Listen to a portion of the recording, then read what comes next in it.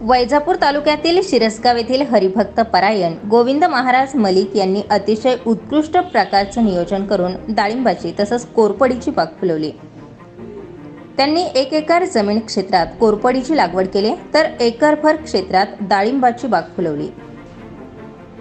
पारंपरिक शेतीला फाटा देऊन अनेक शेतकरी वेगवेगळ्या प्रयोगातून यशस्वी प्रयोग करत असल्याचं पाहायला मिळतंय। असाच काहीसा प्रयोग करत वैजापूर तालुक्यातील हरिभक्त परायण गोविंद महाराज मलिक यांनी वारकरी संप्रदायामध्ये मानाचं स्थान मिळवून जिद्द, चिकाटी आणि मेहनतीच्या जोरावर मुरमाड जमिनीवर डाळिंब बाग फुलवून दाखवली।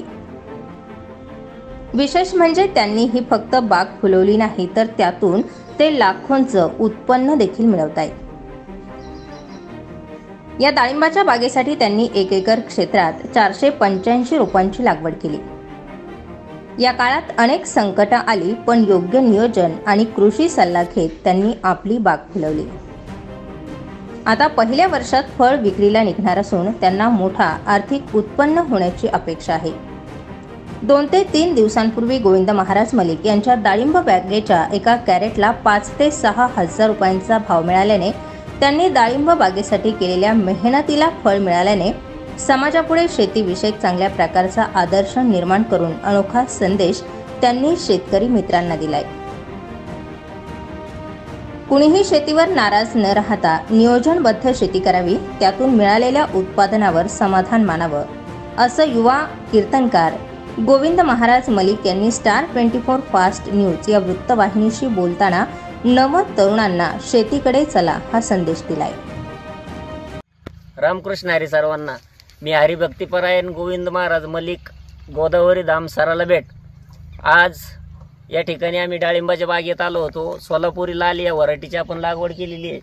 हा सोलापुरी लाल आहे आणि एका एकरमध्ये 485 झाडं बसलेले आहेत। खूप सुंदर या ठिकाणी डाळिंबाची सेटिंग यंदा म्हणजे आता मला अजून 15 दिवसात काढण्यासाठी आहे। आणि पण जास्तीत जास्त आपण शेणखताचा उपयोग करून आणि रसायनाचा थोडा कमी उपयोग केलेला आहे। चांगल्या प्रकारची सेटिंग आणि खूप सुंदर बाग आपला आलेला आहे।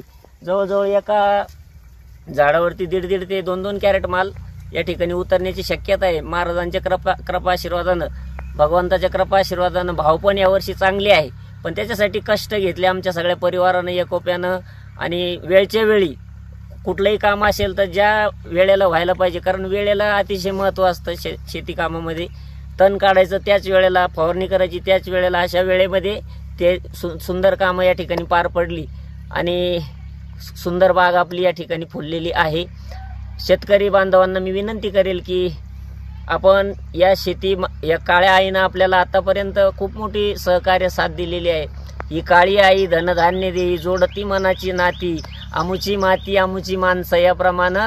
आणि म्हणून शेतकरी वर्गानं चांगल्यातली चांगली पिकं घेऊन चांगलं शेतीला डेव्हलप करावं, चांगल्या प्रकारचं तिला खाद द्यावं, म्हणजे शेणखताचा जास्तीत जास्त उपयोग करून चांगल्या प्रकारचं भरघोस उत्पन्न आपल्याला कसं मिळवता येईल।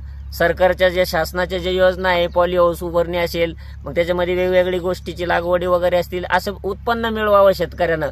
आणि खऱ्या अर्थानं एखाद्या वेळेला एखाद्याच्या वाढदिवसाला नाही गेलं चालेल, एखाद्या लग्न सुपारीला नाही गेलं तर चालेल, पण काळाची गरज ठरलेली आहे। एखाद्या शेतकरी मित्रानं जर 10 गुंठ्यामध्ये पॉली हाऊसमध्ये जर 15-20 लाखाचं उत्पन्न काढून दाखवलं असेल तर गावागावातील तरुण मित्रमंडळींनी एकत्रित येऊन त्याला भेट देण्यासाठी, त्याला शुभेच्छा देण्यासाठी अवश्य जावं।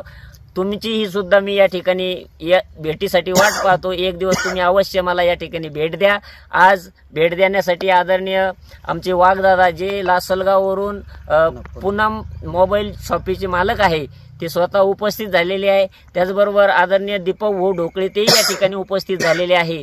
म्हणून दोघांनाही मनपूर्वक आमच्या परिवाराच्या तर्फे या ठिकाणी हार्दिक शुभेच्छा देतो। Ramkrishna Hari, Ramkrishna Hari. Star 24 fast news साठी दीपक ढोकळे, येवला।